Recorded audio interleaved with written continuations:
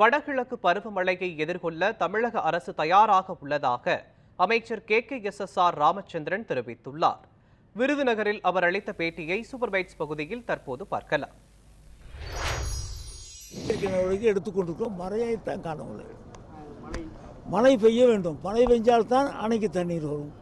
மழை பெஞ்சால்தான் குடிக்க தண்ணீர் வரும். சென்னையிலே பார்ப்போம் என்று சொன்னால் குடி தண்ணீர் வருகிற அந்த அணைகள்லாம் பார்த்தீங்கன்னா பாதி தான் இருக்குது. நாம் மழை வருகிறதுன்னு சொன்னால் அப்போ உங்களுக்கு பங்குனி சித்திரையில் நம்ம குடிக்க தண்ணியெல்லாம் போயிடுவோம். மழை வரணும்.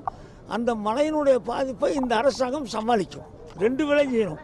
மழையும் வேணும், அதை சமாளிக்கக்கூடிய சாமர்த்தியம் இந்த அரசாங்கத்தில் இருக்கிறான்னு சொன்னால் நம்முடைய முதலமைச்சருக்கு அந்த சாமர்த்தியம் இருக்கிறது. அதை சரி செய்வார்கள். நம்முடைய மாண்பு முதலமைச்சர் அவர்கள் இந்த பகுதியில் இருக்கிற கண்மாய்கள், நீர்ப்பாசன வசதிகளெல்லாம் மேம்பாடு செய்வதற்காக 150 கோடி ரூபாய் ஒதுக்கியிருக்கிறார்கள்.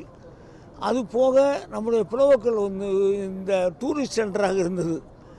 இது இப்போ போன தடவை நம்ம கொரோனா வந்த நேரத்தில் இருந்து அது நின்று போய்விட்டது. அதை மாண்பு முதலமைச்சர் மத்தியில் நானும் மாவட்ட ஆட்சித்தலைவர் சொல்லியின் விளைவாக அதற்கு 10 கோடி ரூபாய் கொடுத்திருக்கிறார்கள்.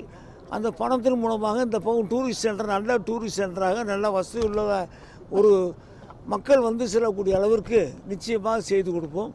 அந்த டூரிஸ்ட் சென்டர் இப்போ எல்லோருக்கும் பயன்படக்கூடிய அளவுக்கு இருக்கும். மழை பெய்கிற நேரத்தில் தொடர்ந்து தண்ணீர் திறந்து விடப்படும்.